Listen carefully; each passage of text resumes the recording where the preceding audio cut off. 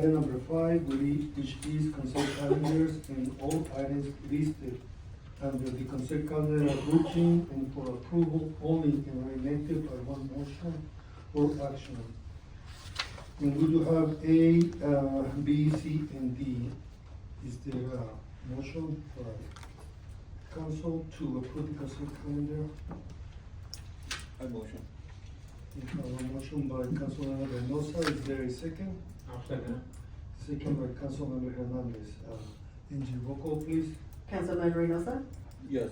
Councilman Verdugo, Yes. Councilman Hernandez, Yes. Mayor Pro Tem, excuse me, Mayor Preciado. Yes, and for the record, it passed 4-0, one absent. With that, we'll go into item number 6, and that is a special presentation, but we do have We will. have a presentation by Kings County Election Department, Lupe Villa. Yeah, just give me a second, put it up on the screen. I didn't wanna wait.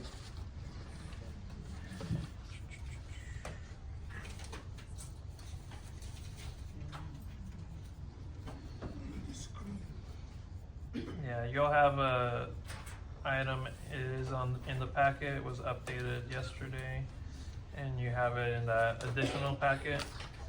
It's item 6A1. A little ahead. There we go. Yes. So, everyone have it? Okay. So due to a lack of quorum on December 11th, 2025, the regular city council meeting scheduled for that day was not held. After City Hall learned that there would be no quorum, staff did reach out to the persons who would be in attendance, including Mr. Lupe Villa, the Registrar of Voters for the County of Kings, who was informed approximately an hour before of the scheduled start time. Mr. Villa traveled from Hanford to Avenal anyway and entered the council's meeting chambers and attempted to provide some documents intended for the council to one council member. The office of the city manager eventually learned that Mr. Villa threatened to call a recall election for the city of Avenal, even though he is not the city's elections official under Elections Code 11002. Currently, the Avenal City Clerk serves as the city's elections official, and she has never authorized anyone not employed by the city of Avenal to carry out any of the official duties of the city's elections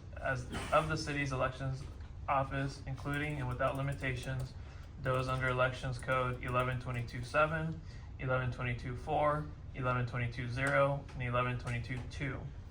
By way of email, staff informed Mr. Villa that Elections Code 1124.0 requires that the governing body be present with the certificate of sufficiency at a meeting, and that his attempt to present any such certificates on December 11, 2025 did not satisfy that requirement of a meeting because of the lack of a quorum of the members of the city council.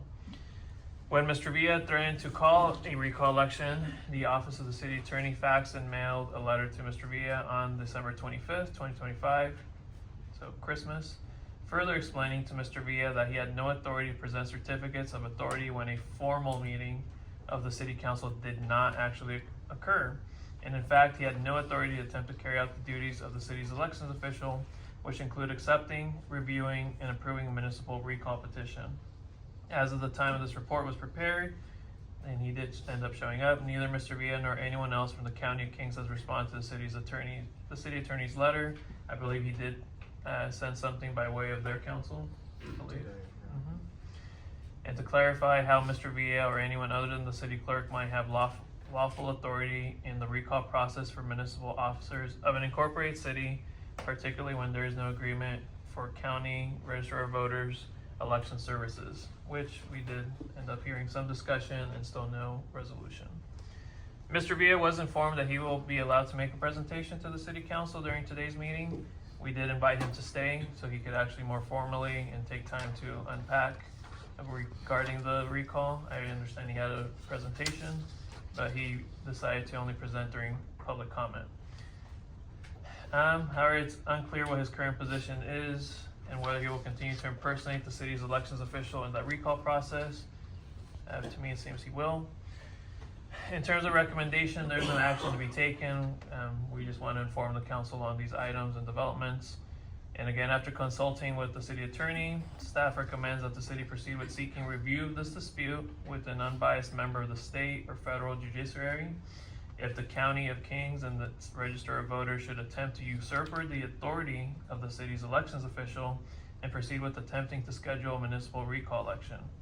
And to also seek other appropriate judicial relief, which can include a judicial determination that any purported recall petitions handled by the county instead of the city's elections official are null and void. In terms of a fiscal impact, the Register of Voters of the County of Kings did post on their website an estimate for recall election services, which could cost the city up to $66,750 normally, and when in the past, these election reimbursements have been much less. At this time, there are no budget amendments are necessary, and there is an attachment regarding that estimate that they have provided online and they're providing to citizens back in the summer. At this time, staff just wants to make that short presentation just to inform the council regarding what is happening with the recall. We did hear from Mr. Villa earlier during public comment, so there was already some communications there. I believe there's still a lot of questions, as the mayor indicated, a lot of legal concerns, which I believe will be looked into soon. And for the record, I would like to say that a lot of people go on social media making accusations, making false statements, and lying to our community. According to those messages, it was said that all 4 council members were sick. And first time in 18 years or so many years, first time seeing this and that, so many accusations. For the record, I was not sick. I was informed that the meeting was canceled, and after I was advised that the meeting has been canceled, I reached out to legal counsel. And he said there are many ways to cancel a meeting, many ways. You don't need to be present here to cancel the meeting. You can post it on the city website, social media, post it on the building, and have the meeting canceled without anybody having to show up. I was advised by legal counsel not to show up to the meeting, not to create a conflict. We've been accused, yelled, screamed, and it's not nice. When the meeting was canceled, Councilmember Verdugo was also advised to show up. He decided to show up. He decided to show up, and he sent me a text message when he was sitting there saying, "Are you going to show up to open the meeting?" I go, "What meeting? You know that the meeting was canceled. There is no meeting. I'm following legal counsel's recommendations." So, and then people started saying, "Oh, he's the only one present. Everybody's sick. This, that." You know, we need to stop making false accusations when that's not the proper way. Just made one, sir. Just made one about me. I'm saying what it is the truth, and I'm not telling it on social media. I will make it directly to any person who would like to speak with me and tell it like it is. So with that, we'll continue.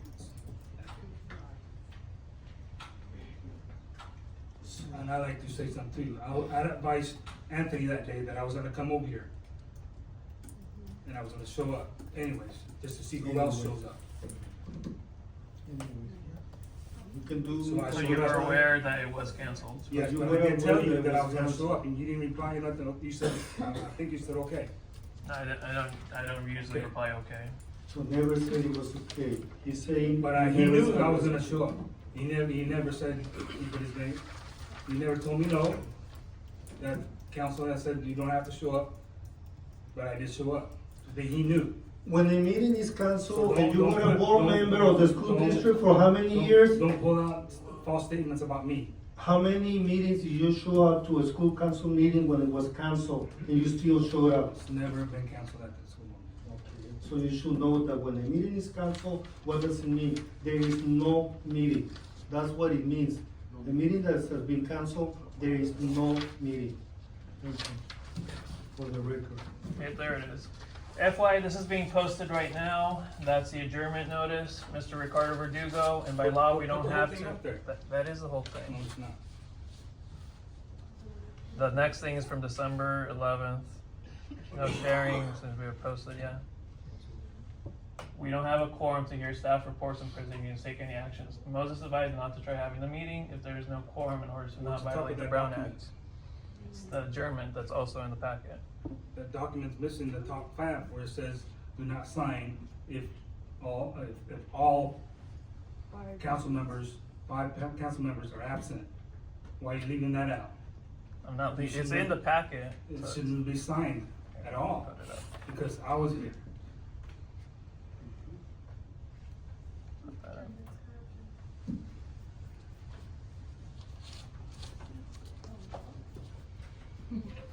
So we know who's making conflicts and leaking Yeah. information. That's- Just continue.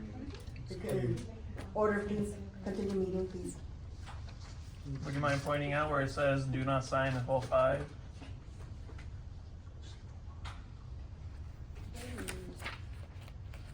There is a go up and look for me. For that document that was signed that day, there is this thing that says on there, if all 5 council members are absent.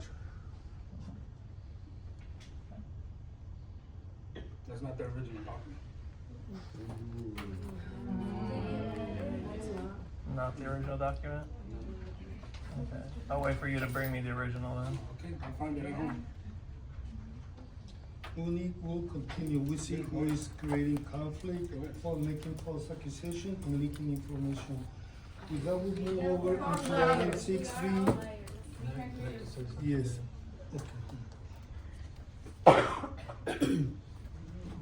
Yeah, Moses Diaz, City Attorney. Really the only reason to adjourn a meeting as opposed to cancel it is so that you don't have to renotice any public hearings you had scheduled. Which we had one. My understanding is there was a public hearing on CDBD, which is it's a state agenda item. But really it would have no other consequence, no legal effect. So I think it's not really a major issue, legally speaking, whether it was adjourned or canceled. Either way, the agenda items from that meeting ended up on a regular, future regular council meeting agenda. So I don't think it has any legal significance. Thank you, and we will continue with item 6B. And there is a presentation by Investment 101, and this is to consider a possible approval for agreement for investment advisory services with Optimized Investment Partner Yeah, they log LLC. on. They're not online anymore. Yeah. Let me see if I can get a hold of them. Is our finance manager in attendance? You mind maybe giving a bit of a primer and let me see if I can get them online.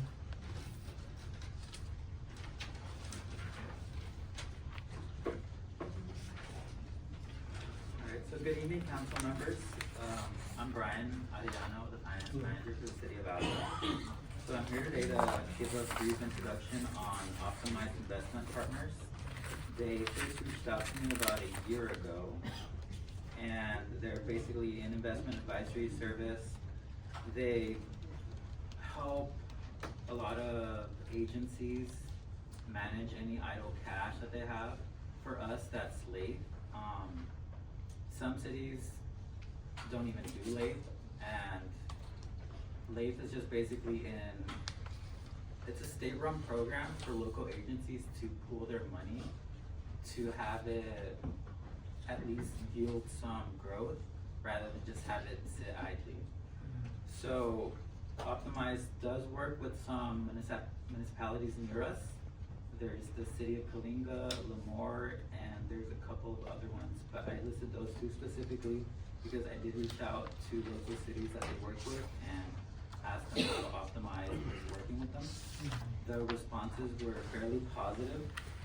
Kalinga stated that they were a little wary going in to an agreement with them at first because they just let most of their funds sit idly and they didn't invest them.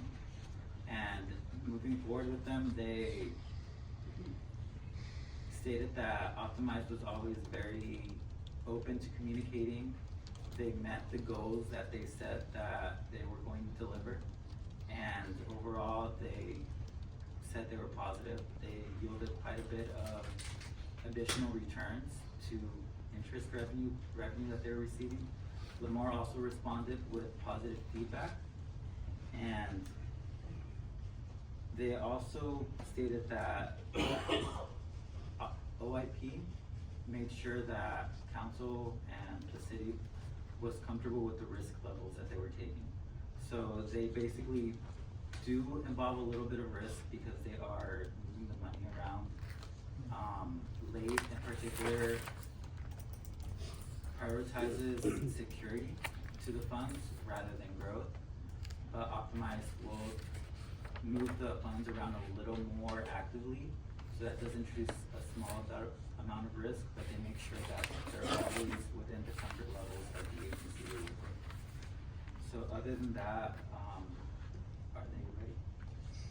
I'm gonna get a hold of them, but what we can do is, in the packet is their presentation and a lot of information, and staff's recommendation at this time is to take no action or to table it for a future meeting, given that we haven't had time to present it to the city attorney to kind of review some of the contract information. But we do feel that is a direction that the council should consider, and that's why we just wanted to have the presentation tonight, where they could kind of discuss it a little bit more. Saying that, again, Lamar and Kalinga seems to be producing good results, and it's bringing in additional revenues for their general fund that they can then expend during their yearly budget. So putting the money to work to make more money. So LAIF has been good, and it's a safe investment, but this would probably produce better results. And they were kind of in a sense of urgency, given that interest rates seem to be dropping, so trying to lock in better pricing now. I would like to give a little history about the city's investment right now. It started about 8 years ago in a push for that one because the city didn't have any outside portfolio for investment at a higher rate. The money that the city wasn't using was just on savings, getting 0.004 interest rate yearly. So it was dollars. Compared with the new investment that we at that time started about 10 years ago, I believe it's giving the city quarterly about $60,000 to $80,000, right? I don't remember the amount. So the rate does vary. LAIF does a really good job of posting their returns quarterly and monthly, but they do change quite a bit. A few years ago, it was only doing 0.something%. That was because of COVID. And I think the most recent number was around 4%. 4%, which it is a lot more than just having it in savings, 4% to 0.03%, but, there's, the good thing about LAIF is that you can withdraw your money anytime without any penalties. And we'll probably have to look into this new portfolio. What will be the risk, what will be the yield, percentage, and attachment, like you say, like you just mentioned, that they do move the money around, so there is some risk there in case that you in an emergency may need to draw back some of that funding, which the city never intended to go full blast. I think we only went 10 to 20% of, instead of going 100%, which I think at the beginning we started like $75,000, and then it was incremented the next year to, I believe, I don't know if you have the numbers, how much are we make right now? We're a little over 3.6, 3.8, It's almost at 3.9. 3.9 now. But the amount that is being invested there. The initial investment was something we've actually started reviewing because there is a breakdown across the different funds. We have that spreadsheet, but we're still looking at when it initially started. We believe it may have been even more than 8 years, Mr. They say Mayor. about 10.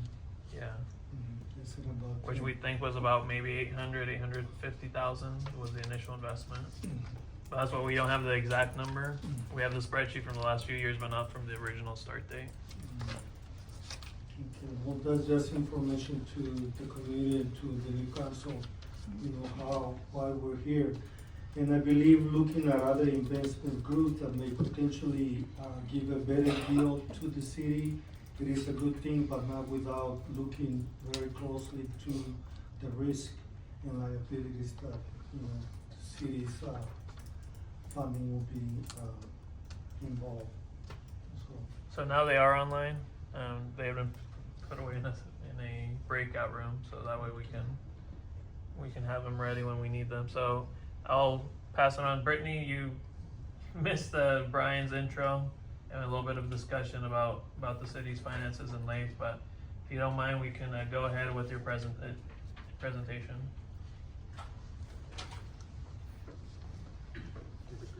In here. Give one quick second. We need to turn on our volume. We may not have volume on the TV or volume out.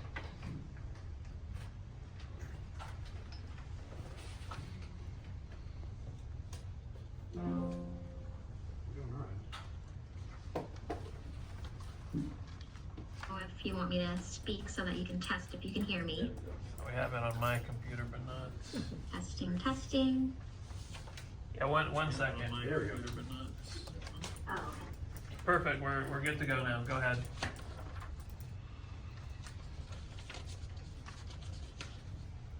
Okay, can you hear me now? Yes. Can everyone hear me? Oh, perfect. Thank you. All right. Well, thank you so much for the introduction, Brian. Hello, Mayor, council members, and city staff. I'm Brittany, Marketing Director at Optimize Investment Partners. We are a firm of municipal investment advisors with a focus on small to medium-sized municipalities. So over the past year, we've had several great conversations with Brian and city staff about our investment advisory services. And we really appreciate the opportunity to spend some time with you this evening. And my team and I will give you a presentation and welcome an open discussion to answer any questions that you may have. At this point in time, I'm going to share my screen. Will you please confirm that you can see that? Still loading it. Yes. Yes.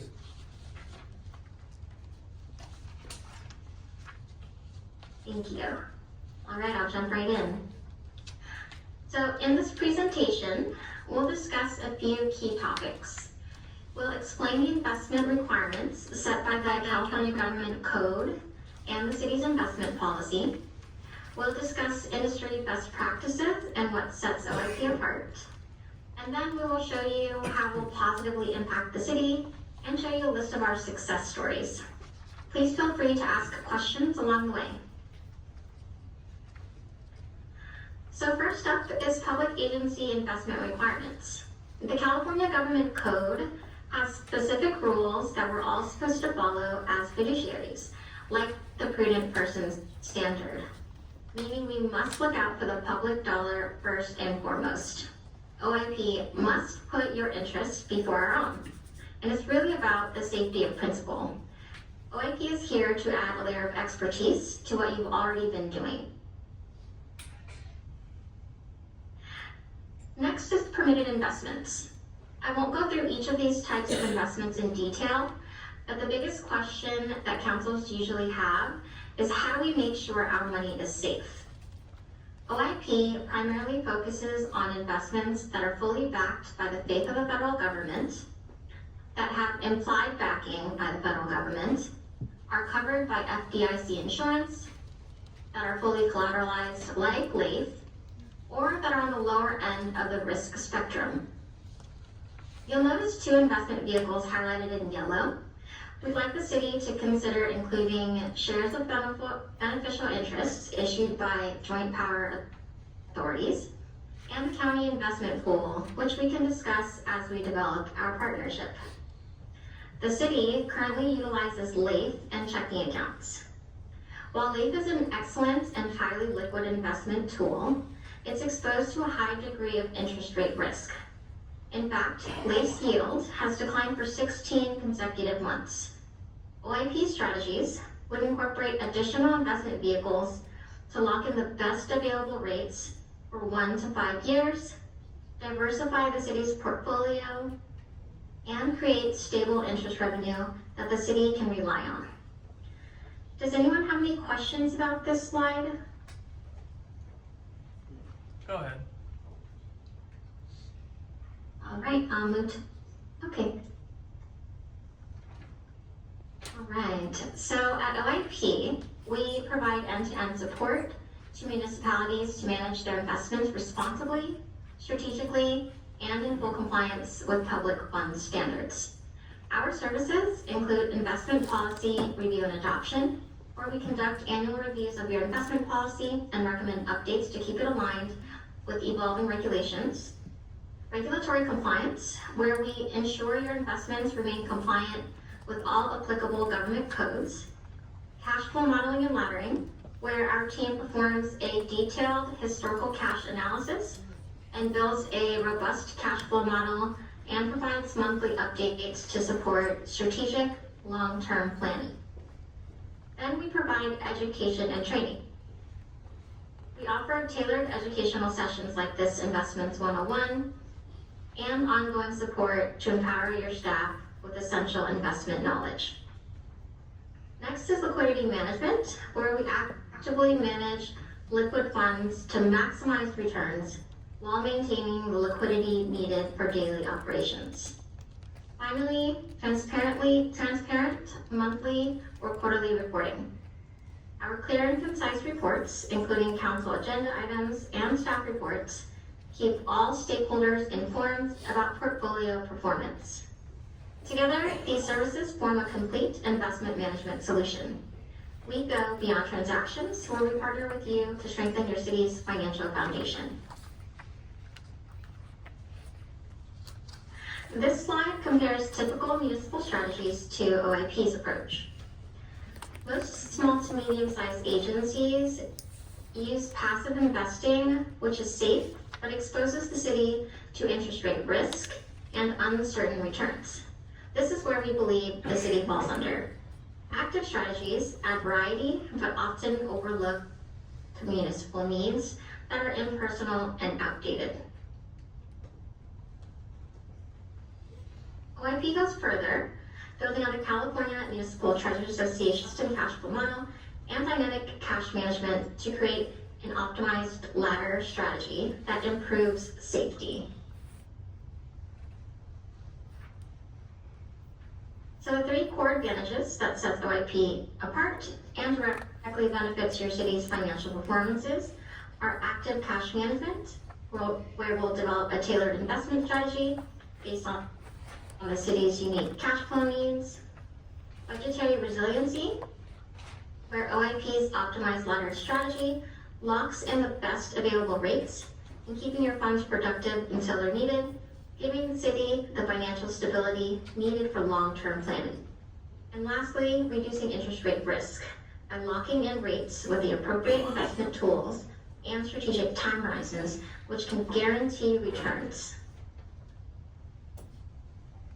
So based on the city's recent financials, we project that we can help the city conservatively budget for about $290,000 over the next 12 months, which is over $175,000 improvement from the current year's budgeted interest revenue. Looking ahead, we estimate total interest earnings of approximately $320,000 in year one and $330,000 in year two, representing a $435,000 increase in additional interest revenue over the next 2 years. To provide peace of mind, we offer 30-day out clause, allowing you to end the partnership at any time if you're not satisfied. Does anyone have any questions on this projection slide? I have one, but I think you answered that one about if you have already looked into our finances and stuff of where we stand. We did do a brief overview of the city's budget as well as ACFR and current financials. Thank you. My pleasure. Any other questions? Why did the revenue Great, change from year one to year two? Is there a reason for it? Did you say why did it change or? Yeah, without the OIP, the year one shows 125 and the second one shows 90,000. Yes, so the first column without OIP is what we project the city's performance to be in year one without OIP, which is 125,000. And then in year two without OIP, based on your current strategy, is 90,000. And in year two with year one with OIP, we project that you would earn approximately 320,000, and in year two, 330,000. I hope I answered your question. Are you talking about this section of the screen here? Yes. Yes, that's. This is what we project the city will make. Right, this is what we project the city will make without OIP.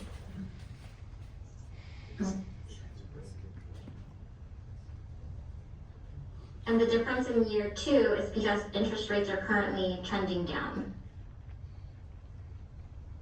So that's for the 18 and 16 or 18 months with geo falling down? Yes, the last 16 months, the late interest rates have been declining, and market indicators suggest further declines. So you're projecting another decline for next year then? Market indicators do, yes. Okay, thank you.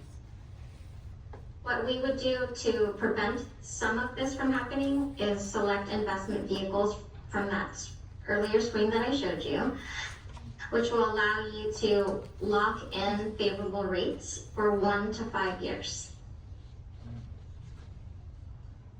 Okay.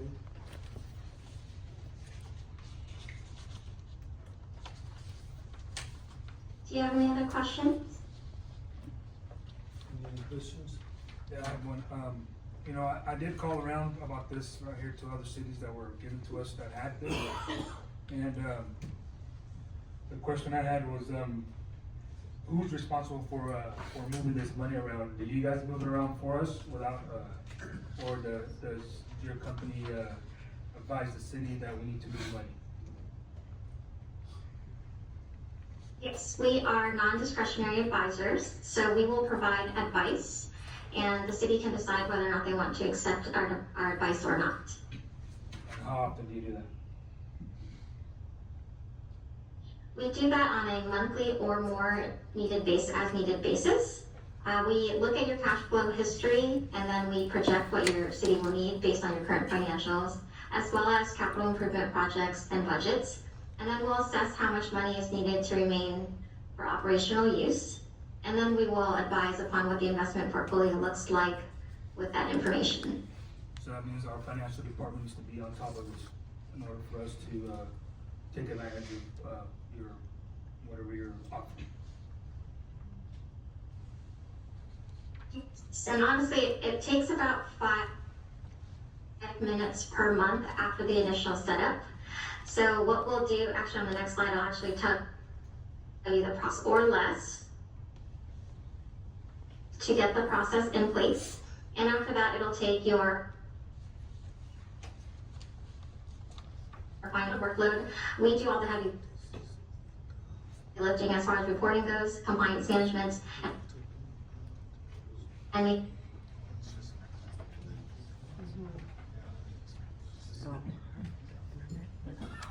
Hold on there, Brittany, we're having a little bit of internet issues. Sure. Happy to repeat myself. Yeah, start over. I think we caught up now. Yeah, sure. Can you hear me? Okay. Will you tell me the last part that you heard? This last statement you were making, because it kind of was chopping up a little bit.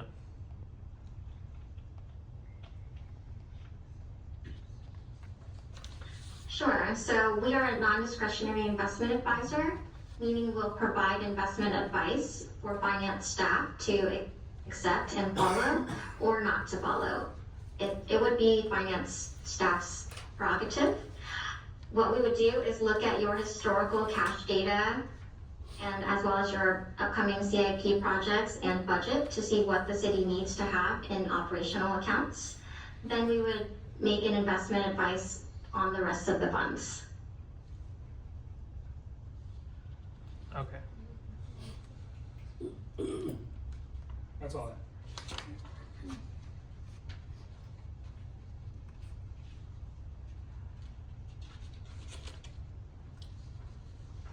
Please continue.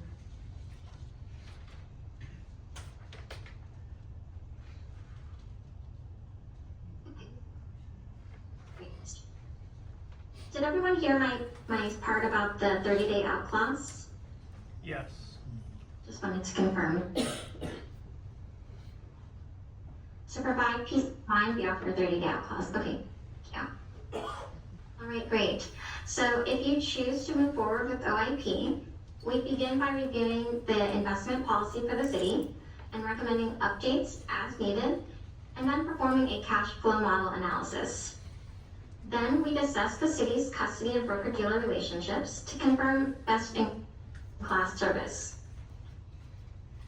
We then use our comprehensive cash flow model to create a strategic investment plan that outlines the initial portfolio structure.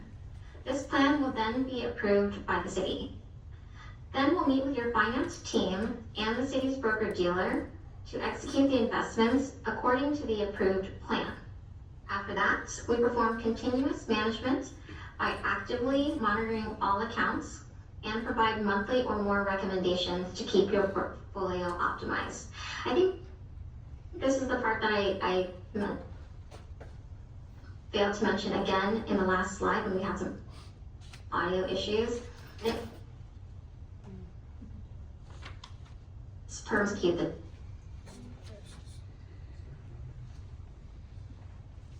Decided that OIP done the investment reports, the staff reports, and the agendas for the city council to be kept abreast of the transactions that are happening. Questions that the city might have. Does anyone have any questions on our process? Any questions? Okay, great. So on the screen here, oh sure. Well, you haven't gone, go ahead, continue, because I have a question regarding the professional services charges, which, but continue. Thank you. Here, Bolton,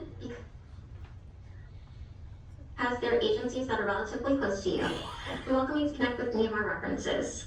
In fact, your city manager and finance manager has already taken the initiative to speak to the mayor from the city of Lemoore and the finance director from the city of Coalinga, and I believe that the favorable responses led to our invitation to present to you today.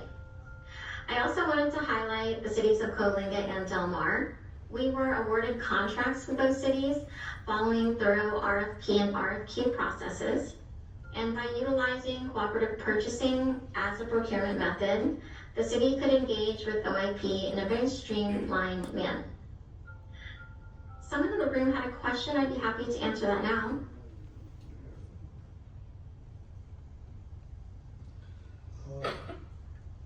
I have a question regarding the professional services hourly rate.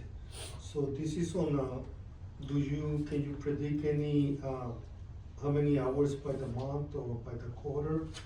And about how many do you usually charge your clients for professional services?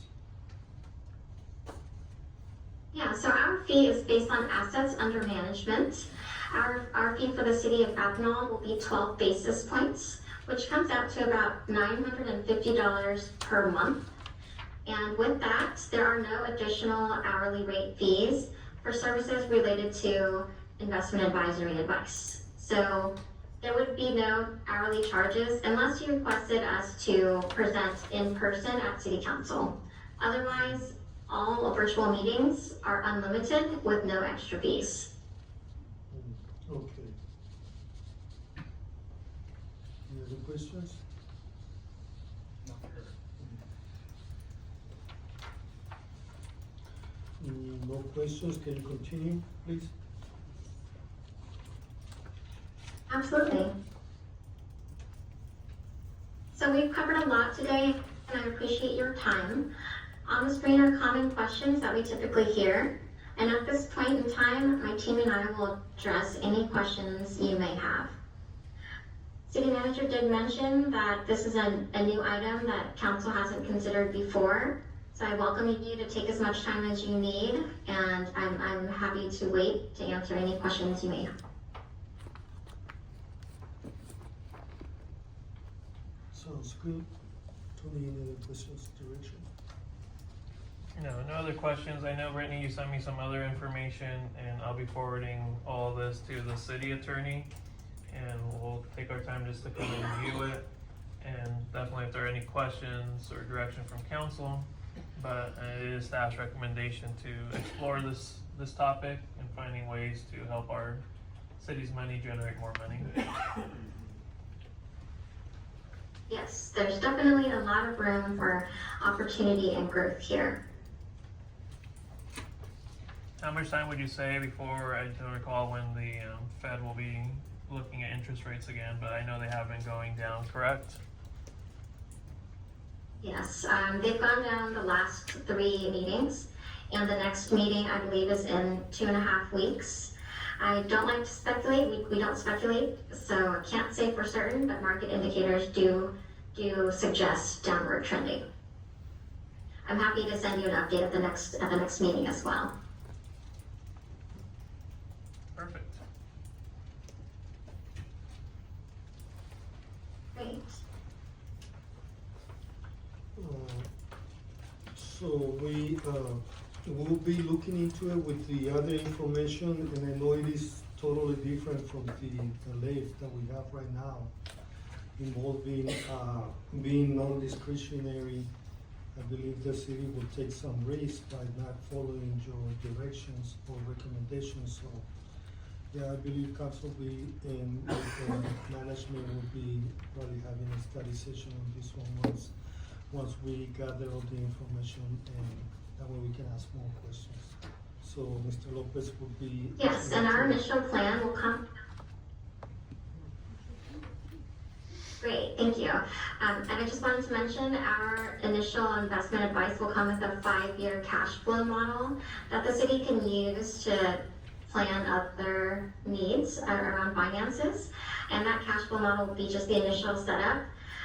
That way I think it'll give you more clarity to the direction that we would be heading over the next 5 years. Sounds good. Well, thank you for your presentation, unless you have something else to present. That's all for me. Thank you so much. Thank you. Good night. Have a great day. Okay, so I believe we're taking action, and we'll be probably looking for a study session in the near future. Yes. In that direction. Yeah, once you've given the city attorney some time to review it as well. Everybody agree on that? Yep. Continue with the agenda. I believe activity reports are next. Item number 7, and the very first one is Avenal Police Department activity report by Cecilio Velasco, Chief of Police. Good evening, honorable council members, mayor, city manager, and madam clerks, community members and guests. This is my report.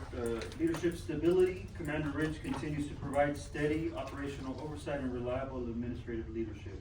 Since the last report, he has focused heavily on improving fleet readiness. He's coordinated the acquisition and upfitting of the 2025 Ford Interceptor purchased through the CHP grant, as well as the 2026 Ford Interceptor funded through the SKIP grant, ensuring both units meet current patrol and safety standards. He also partnered closely with the city yard to evaluate the 4 vehicles transferred from the city of Fresno, confirming they met mechanical benchmarks before moving to outfitting. His work reinforces continuity across patrol operations and ensures our fleet remains safe and functional. Watch commanders are preparing to advance to their supervisory skill set through post-certified leadership training. These courses are designed to strengthen their ability to oversee personnel, manage critical incidents, handle administrative responsibilities, and improve decision-making under pressure. This investment supports smoother shift operations and aligns our leadership practices with statewide professional standards. Sergeant Garcia and Detective Ramos participated in ICAT training aimed at enhancing de-escalation and crisis response capabilities.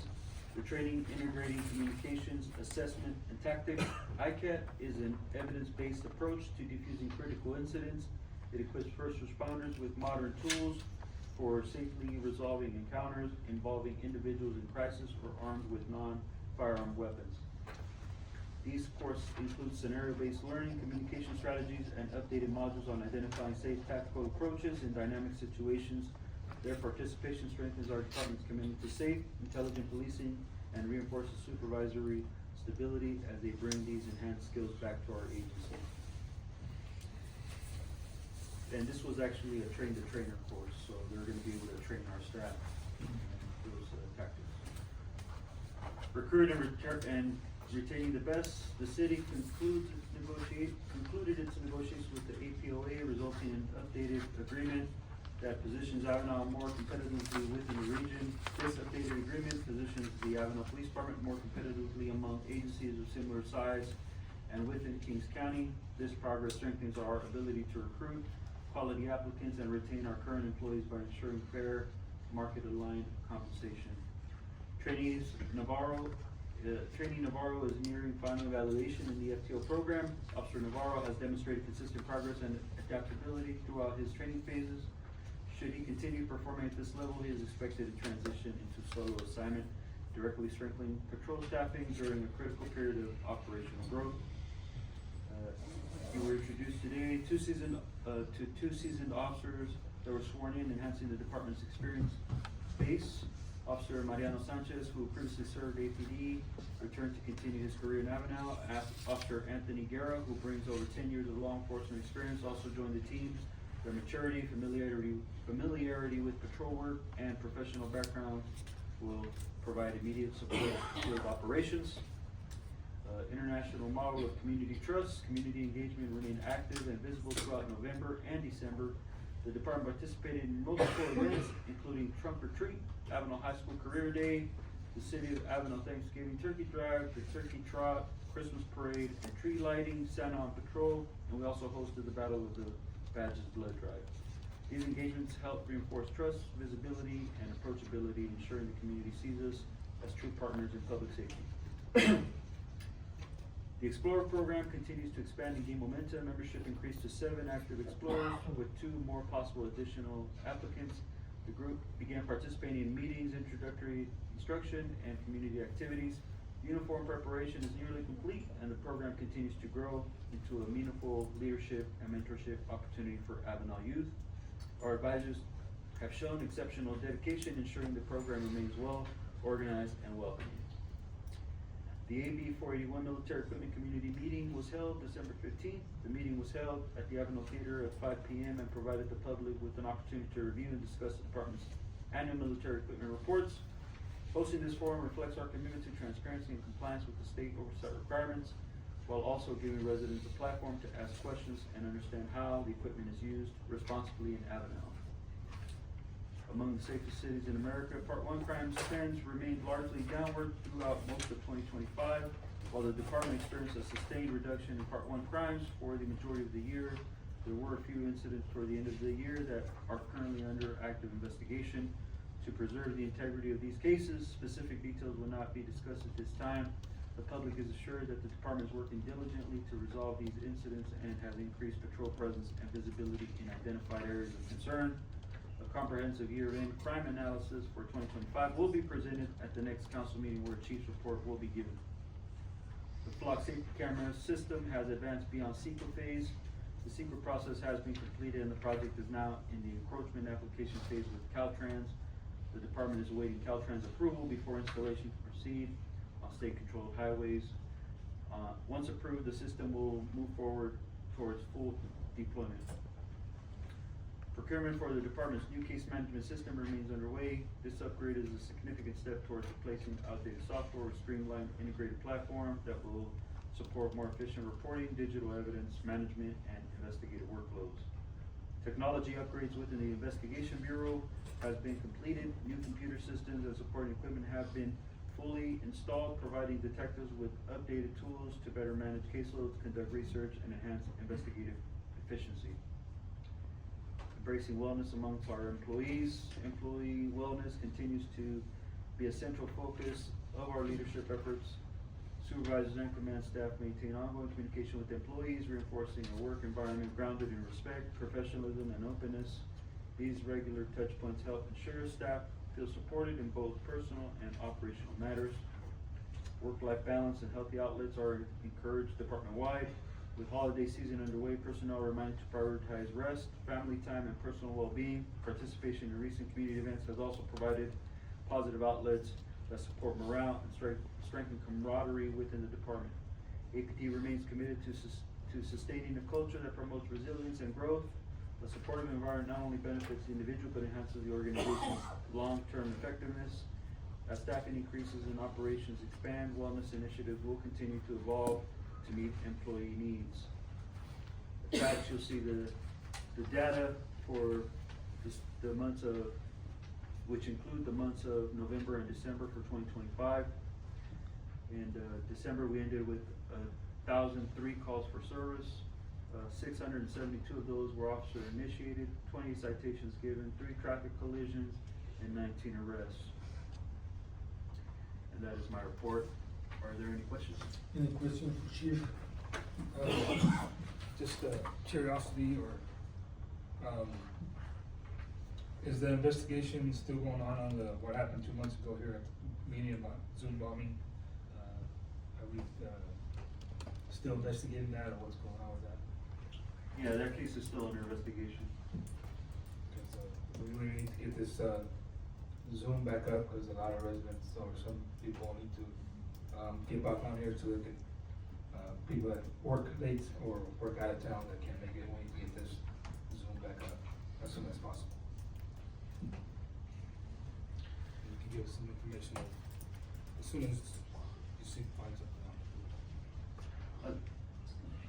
Without disclosing too much information, we, from my understanding from the information I received, that is not the only incident that occurred, and it occurred elsewhere, in almost the same exact fashion.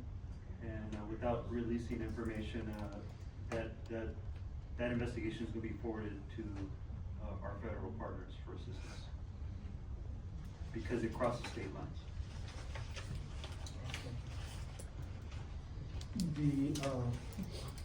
What I would like to mention that I did ask you for, the traffic collisions, and they did, came down.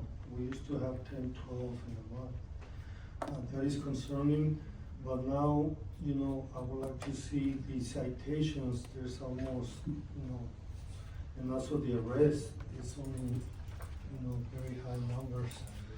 Is there anything that the police department can do to be more proactive? I know the town hall, not the town hall, but the quarterly block parties kinda help to bring the community together and kinda get to know their officers. But is there something that the police department can do, like a town hall meeting, to help our community to be educated about obeying traffic laws, stopping properly, speeding? These collisions are really concerning because we're a small population, and even the arrest, you know, almost one a day, you know, so I would like to see how we can improve those numbers like we did with the collisions, you know, just to keep in mind. Unfortunately, arrests are based on several different factors. It's not usually just one thing. Those arrests typically vary. A lot of times it could be domestic violence issues, abuse issues, it could be assault issues. So a lot of social issues that a lot of times we won't be able to do much as far as the police force to try to minimize those things. What we can do is we can lower traffic collisions by doing traffic enforcement. So a lot of times you'll see an increase in citations and the lowering and the decrease in traffic collision. And the reason why is because the more officers are out there patrolling the areas, and if they're witnessing these violations occurring, these traffic violations occurring, it's better that they stop the motorists and either educate them or give them a citation. You know, we don't tell the officers to increase citations or give them a minimum number of citations. That's totally inappropriate or unethical. Our goal is to really, the purpose of us giving citations is to lower traffic collisions. So if, for example, my citations have increased, but the traffic collisions have lowered those months, then that means that what we're doing out there is effectively lowering traffic collisions. So, but we do have, as part of the grants, we do have an opportunity to speak to the public and educate them on DUIs, and we will be doing that here within the next few weeks. And we have presentations ready, and part of the grant requirements is for us to reach out to the community and invite the community and conduct those presentations on DUIs, because a lot of people think it's just alcohol related DUIs, but there's also cannabis related DUIs, and that's part of the grant. That's part of the grant specifications, is for us to be able to reach out to the communities and not just teach them about alcohol related DUIs, but also cannabis related DUIs, because it was the CHP cannabis grant, DUI cannabis grant. And we also have an opportunity to engage with the community with the SKIP grant that's coming up. We also have presentations that are required to meet the specifications of those grants, where we'll be able to talk to the community about a variety of topics surrounding firearms, the proper storage of firearms, but also people in mental health crisis, and how those things could potentially intermingle, and how dangerous those situations can be. And so those presentations will be coming up. Good, thank you, Chief. Are there any questions? Yeah, I got a couple questions. I know it's been concerning for the community, the David, amount of, could you use them? yeah, the amount of, truck drivers still on the landfill. I seen them myself at night, still out there, and, we gotta do something about it, because we just can't ignore it. So I wanted to see if you could patrolling more on that area, giving citations. We have, that's a great question, because I do see on the end of watches, and they do give citations, especially early in the morning when they get the most of the traffic. And that's another reason why you see the increase in citations for those months. However, you know, we're not gonna be the only answer to that problem, you know. And we've been communicating with George, the gentleman George Anderson from the landfill. We're hoping that that second scale for incoming trucks was going to help.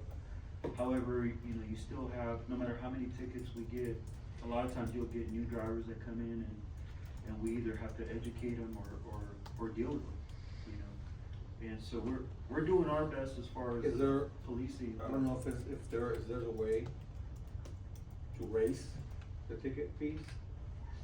Well, Cause they're not listening, because, I know we have one sign on the top of the hill that says no parking, yeah. and you pass by there like 11 o'clock or 1 o'clock, and they ignore that sign, there's like 4 parked next to it. Yeah, if when we do ask if the community members that do drive through the cutoff, and if you see that, please report it. And just because we're not always gonna be on the cutoff,